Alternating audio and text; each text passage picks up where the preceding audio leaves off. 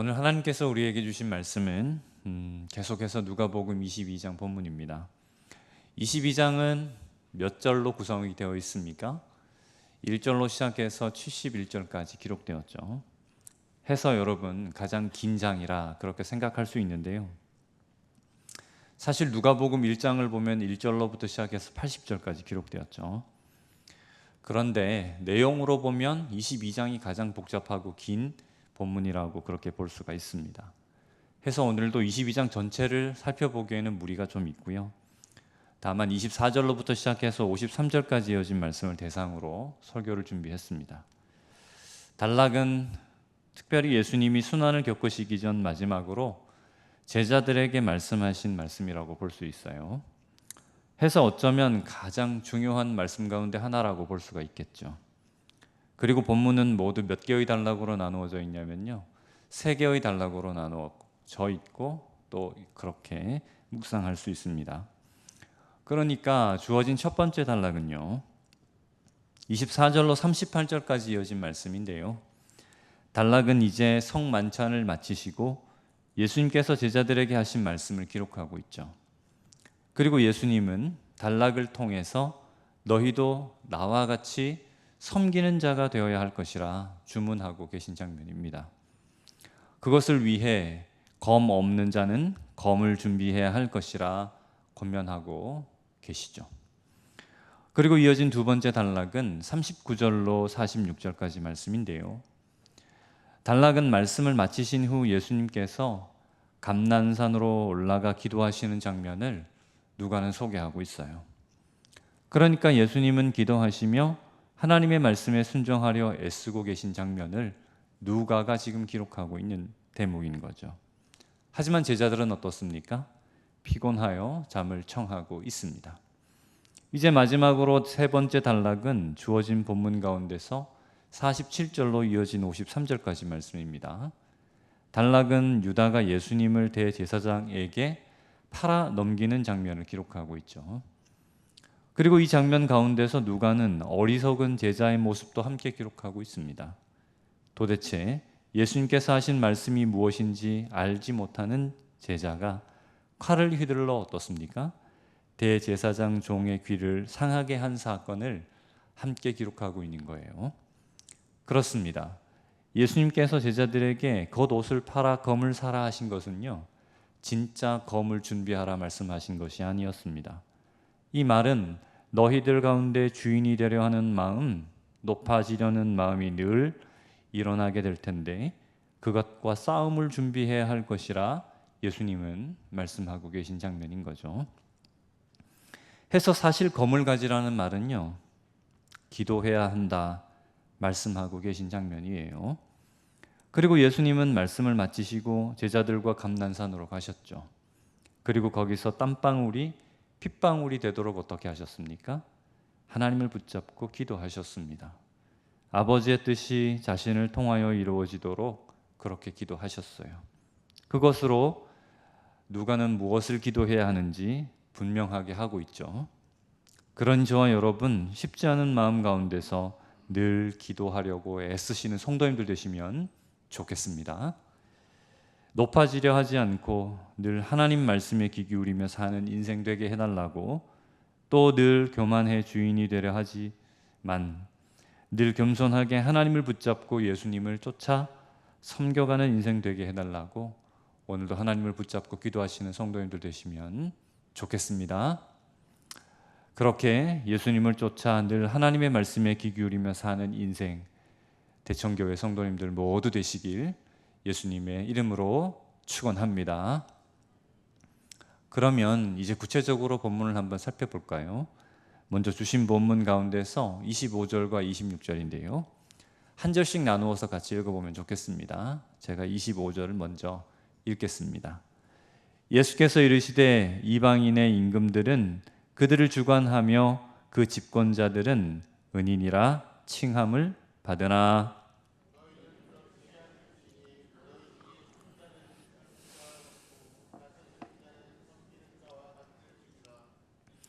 우리가 방금 읽은 본문은요, 예수님께서 이르시되 하고 시작하고 있죠. 이렇게 시작하는 이유는 앞서 제자들 사이에서 다툼이 벌어졌기 때문입니다. 그러니까 제자들 가운데 하나님 나라가 자리하면 그 가운데 누가 큰 자인지 다툼이 일어났기 때문이에요. 그리고 예수님은 이어 세상은 어떠한지, 그리고 하나님의 나라는 어떠한지 말씀을 이어가고 계신데요. 먼저 세상에서 가장 높은 자리에 앉은 자에 관하여 말씀하시는데요. 임금은 은인이라 칭함을 받는다 하고 예수님께서 말씀하고 계시죠. 여기서 은인이라고 하는 단어는 기록된 말 그대로 은혜를 베푸는 자 혹은 자선을 베푸는 자를 의미해요.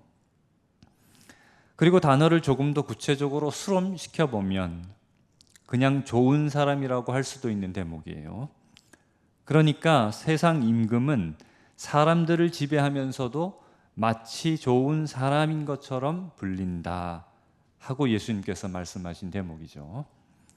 그러니 이 말은 임금들이 사람들에게 은혜를 베푼다 말하지만 실제로는 사람들 위에 군림하며 제 멋대로 그들을 지배하려 한다 하고 말하고 있는 장면이에요.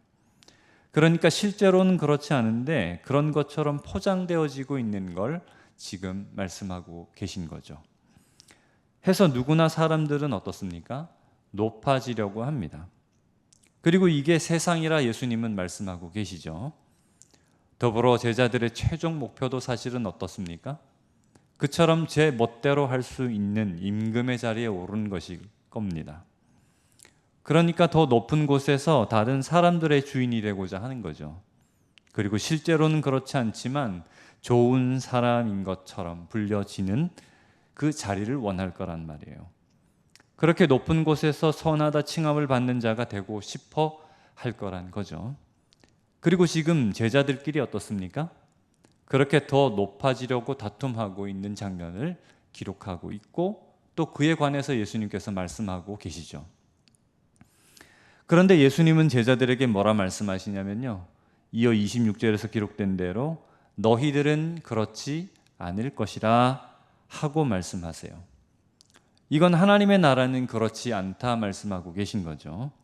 세상은 그럴지 모르지만 하나님의 나라는 어떻습니까? 세상과 같지 않다 하고 지금 말씀하고 계신 장면이에요. 그리고 더 구체적으로 우리가 읽지는 않았지만요. 실제로 하나님의 나라에서 더 크게 되려면 어떻게 해야 한다 말씀하고 계시냐면요.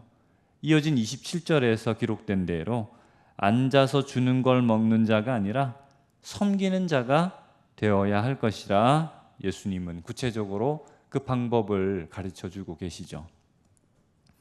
먼저 여기서 섬기는 자라는 단어가 재미있는 단어인데요. 26절과 27절에서 모두 3번 반복되고 강조하고 있습니다. 단어는 디아코네오라고 하는 단어를 그렇게 번역한 것이더라고요. 디아 전치사와 코네오 동사가 합쳐진 합성어입니다. 그 중에서 이 코네오라고 하는 단어가 중요한데요. 단어는 어떤 뜻에서부터 유래한 것이냐면 먼지를 일으킨다는 뜻에서부터 파생된 단어예요. 그러니까 단어는 먼지가 나도록 요청을 따라 기묘하게 여기저기 움직이는 사람을 의미하는 것이죠. 그러니 앉아있는 사람은 어떻습니까? 늘 대접을 받는 사람을 의미하겠죠. 대접을 받는 사람은 또 어떤 사람일까요? 주인일 것입니다. 그리고 먼지가 나도록 움직이는 자는 어떻습니까? 두말할 것 없이 종을 의미하는 것일 거예요. 해서 한마디로 천국, 즉 하나님의 나라는 주인이 되어 이것 하라 저것 하라 시키려는 자보다 종으로서 하나님의 말씀에 귀 기울이며 기묘하게 움직이는 자가 무엇보다 크다 칭함을 받을 것이라 말씀하고 계신 장면이라는 거죠. 그리고 예수님은 이어 어떻게 말씀하시냐면요.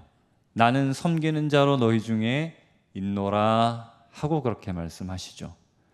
즉 군림하는 임금이 아니라 하나님의 말씀에 귀 기울이며 순종하는 자로 너희 가운데 있다 그렇게 지금 말씀하시면서 누구보다 큰 자로 모범을 보이고 계신 장면입니다. 그리고 이어 예수님은 29절과 30절까지 기록된 대로 내가 하나님의 나라에 대하여 그렇게 하는 것처럼 여러분도 그렇게 섬김을 다해야 할 것입니다 하고 말씀하시며 권면하고 계시죠. 그러니 여기까지는 무엇이냐면 누가 크게 될지 다툼하던 제자들에게 예수님은 하나님의 나라에서 크게 되는 방법에 관하여 강론하시는 장면인데요. 결론은 무엇이냐면 종이 되어야 할 것이라 말씀하고 계신 것이죠. 그리고 본문은 어디로 연결되어지냐면 35절과 36절로 연결되어지거든요. 35절과 36절을 같이 한번 읽어볼까요? 제가 35절을 읽을 테니까요. 여러분 36절을 한번 읽어주시면 감사하겠습니다. 그들에게 이르시되 내가 너희를 전대와 배낭과 신발도 없이 보내었을 때에 부족한 것이 있더냐? 이르되 없었나이다.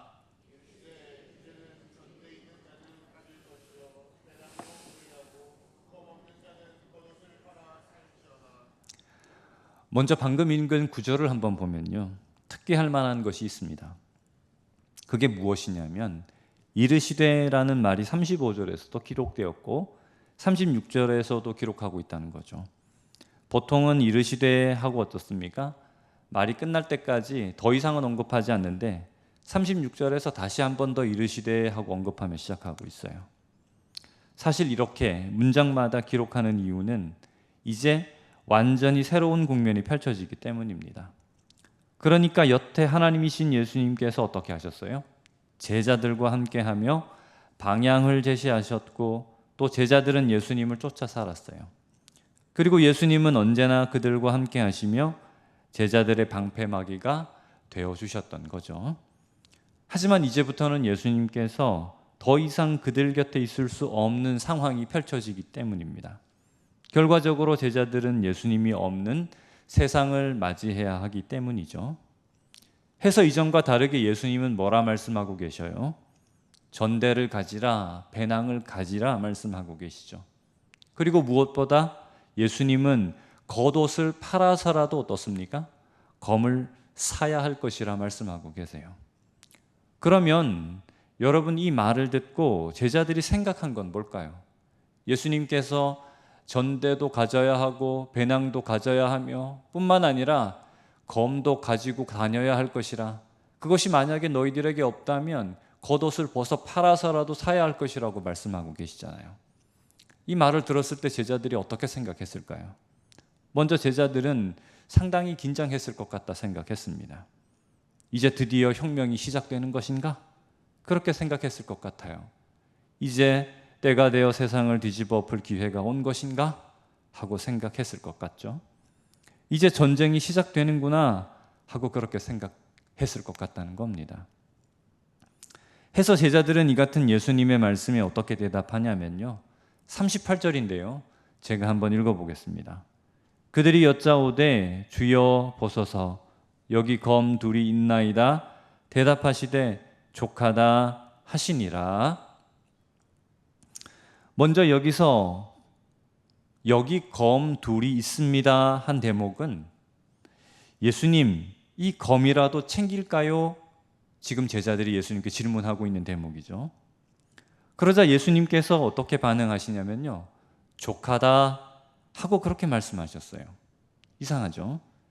여러분 여기서 족하다 한 대목을 보면 말 그대로 충분한 상태를 의미하는 것이에요. 하지만 이 대목에서 이 단어는 부정적인 뉘앙스를 담은 단어로 읽으면 좋은데요, 그러니까 됐다, 그만하자 하고 그렇게 말씀하고 계신 장면이죠. 더 이상 너희들에게 말해봐야 뭐 하겠니? 하고 예수님께서 지금 예수님의 말씀을 알아듣지 못하는 제자들에게 푸념하고 있는 장면이라는 거예요.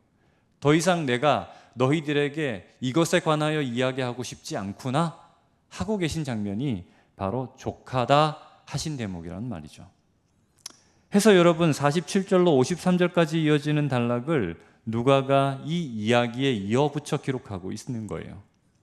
그러니까 누가는 실제 이 검이라는 무기로 말미암아 벌어진 해프닝 하나를 독자들에게 소개하고 있죠. 무엇입니까? 예수님을 잡으러 온 대제사장의 무리가 예수님께 지금 어떻게 하고 있어요? 다가가고 있는 장면이 있죠. 그러자 제자 중 한 사람이 칼을 들어 어떻게 했습니까? 위협하면서 대제사장을 수행하는 종의 귀를 잘라버린 사건입니다. 그런데 이 일이 있고 난 뒤 예수님의 반응이 제법 흥미로운데요. 한글 성경은 51절에서 다음과 같이 기록했습니다. 제가 한번 읽어보겠습니다. 예수께서 일러 이르시되 이것까지 참으라 하시고 그 귀를 만져 낫게 하시더라. 방금 읽은 51절에서 본문은 어떻게 기록하고 있냐면 이것까지 참으라 하고 기록했어요. 하지만 원문을 찾아보면 참으라라고 하는 단어는 기록되지 않았습니다. 존재하지 않아요. 원문은 어떻게 기록하고 있냐면 이것까지만 하라 하고 기록하고 있어요. 하지만 한글 성경 번역자가 문맥 전체를 오해하고 참으라라고 하는 말을 더하고 있죠. 그리고 궁극적으로 이 말은 사실 무엇을 의미하는 것이냐면 당장 멈춰야 할 것이라 제자들에게 경고하시는 장면이죠. 더 이상은 종을 해하지 말아야 할 것이라 예수님께서 제자에게 말씀하고 계신 장면이에요. 그러니 제자들은 오해하고 있었어요. 칼을 사라 한 예수님의 말씀을 제자들이 완전히 오해하고 있었던 거죠. 그리고 있던 두 자루의 칼을 제자들 중 누군가가 기묘하게 사용될 것이라 생각해 휴대하고 다닌 거예요. 그리고 예수님을 체포하려 하자 그 검을 꺼내서 그냥 사용해버리고 만 겁니다. 하지만 제자들은 분명 예수님께서 검을 사라 하신 목적이 바로 이 순간일 거라고 생각했을 거예요. 그러나 제자들의 그 같은 행동은 어리석은 행동이었죠. 그러면 겉옷까지 팔아서 사라 말씀하신 검은 여러분 무엇을 의미하는 것일까요? 예수님께서 너가 입고 있던 겉옷까지 벗어 팔아가지고 이 검을 사라 말씀하셨잖아요. 그렇죠? 그러면 그 검은 무엇을 의미하는 것일까요? 이 질문에 대하여 두 번째 단락이 또 말씀하고 계신데요. 우리는 두 번째 단락 말씀 가운데서 먼저 39절과 38절을 39절로 40절까지 말씀인데요. 39절로 40절까지 말씀 같이 한번 읽어보면 좋겠습니다. 예수께서 나가사 습관을 따라 감난산에 가시매 제자들도 따라갔더니 그곳에 이르러 그들에게 이르시되 유혹에 빠지지 않게 기도하라 하시고. 예수님은 제자들에게 뭐라 말씀하셨어요? 섬기라, 종이 되어야 할 것이라 말씀하신 뒤 이어 바로 감난산으로 가셨죠. 그리고 제자들도 기록된 대로 어떻게 했습니까? 예수님을 따라 감난산으로 올라간 것 같아요. 그리고 거기서 제자들에게 뭐라 말씀하셨어요? 예수님께서 유혹에 빠지지 않게 기도해야 한다 하고 그렇게 말씀하셨죠. 여기서 유혹이라는 말이 중요한데요. 이건 전체 문맥을 고려할 때 뭘 의미하는 것일까요? 높아지려는 마음, 주인이 되려는 마음일 거예요. 항상 그 같은 유혹이 그들 가운데 자리했을 것 같아요. 해서 앞서 기록된 대로 제자들끼리 어떻습니까?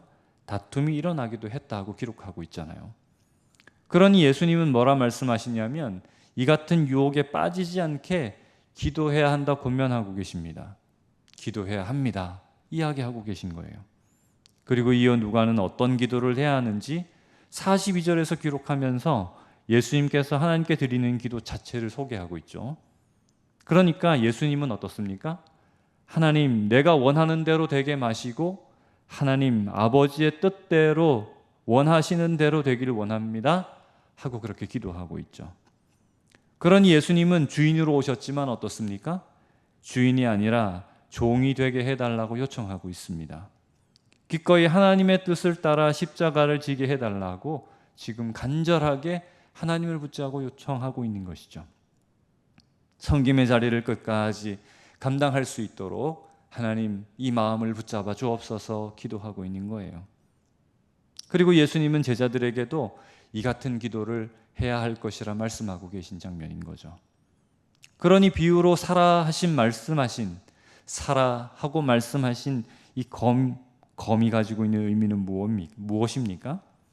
그건 유혹을 이길 무기를 의미하는 거죠. 이처럼 높아지는 마음, 이 마음을 제어하고 다스릴 수 있는 무기를 의미하는 거예요. 매번 다가오는 유혹과 싸울 강력한 무기, 바로 기도를 가지고 살아야 할 것이라 말씀하고 계신 거죠. 그러니 오늘 본문은 한마디로 무엇입니까? 십자가 순환을 앞에 둔 예수님께서 자신의 부재를 걱정하시면서 제자들에게 기도할 것을 주문하고 계신 장면이에요. 그것으로 주인이 되려는 마음, 높아지려는 마음 잘 다스리고 하나님의 말씀에 늘 귀 기울이며 하나님의 자녀로 하나님의 백성으로 살아야 한다. 그렇게 지금 제자들에게 말씀하고 계신 장면이라는 거죠. 여러분, 이제 결론하겠습니다. 여러분, 예전에는 참 많이 불렀는데요. 예전에는 우리가 금요 기도회를 철야로 하면 기도원도 가끔 한 번씩 가곤 했잖아요. 그런데 반주가 뭐 그렇게 화려하지도 않은데 박수를 막 치면서 그렇게 기도했던 기억이 여러분들 한 번씩 있으실 거예요. 그렇죠? 그때 참 많이 불렀던 찬송가인데 찬송가 348장이에요, 여러분. 이 제목이 뭔지 아세요, 여러분? 찬송가 348장인데 제목이 뭔지 아세요? 제목을 아시는 분이 있으면 한번 같이 이야기해 보실까요? 찬송가 제목이 뭐냐 하면 마귀들과 싸울지라입니다. 그렇죠? 이 찬송가를 우리가 참 많이 불렀던 것 같습니다. 그렇죠? 막 박수를 힘차게 치면서 그렇게 기도원에서 불렀던 것 같아요. 이 찬송가 후렴을 제외하고 1절 가사를 제가 한번 읽어보도록 하겠습니다. 마귀들과 싸울지라 죄악 벗은 형제여, 담대하게 싸울지라 적이 악한 적병과, 심판날과 멸망의 날 내가 섰는 눈앞에 곧 다가오리라 하고 이 가사는 노래하고 있죠.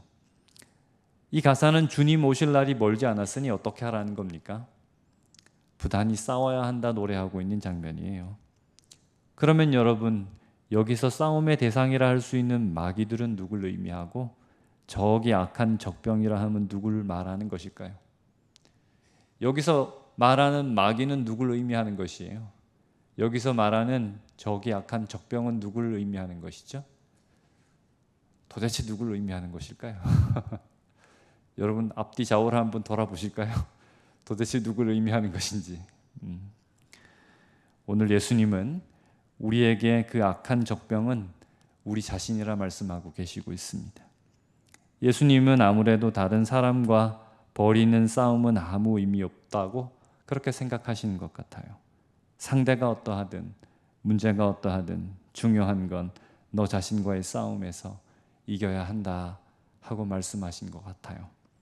늘 높아져 남을 지배하려는 마음, 늘 주인이 되어 제 멋대로 상대를 드라이브하려는 마음, 그 마음을 가진 나 자신과 싸움을 걸어야 한다. 지금 말씀하고 계신 것이죠. 쉽지 않은 상황 가운데서, 그리고 불의한 사람들 틈바구니에서, 또 오만 가지 잡음들 가운데서 부단히 어떻습니까? 하나님께 귀 기울이려고 애써야 한다 하고 예수님은 지금 우리에게 말씀하시죠. 이유는 자신의 아들을 우리에게 보내신 이유가 바로 그것이기 때문입니다. 해서 예수님은 그 싸움을 위해 우리에게 뭘 가지라 말씀하고 계셔요? 기도의 검을 가져야 합니다. 그렇게 말씀하고 계신 것이죠. 그러니 늘 기도하시는 성도님들 되시면 좋겠습니다. 그것으로 높아지려는 마음, 그리고 주인이 되려는 마음 다스려 가시고요. 늘 말씀에 귀 기울이고 하나님만 바라보시며 사시는 성도님들 되시면 좋겠습니다. 그것으로 하나님 주시는 은혜와 복을 누리며 사는 인생 대청교회 성도님들 모두 되시길 예수님의 이름으로 축복합니다.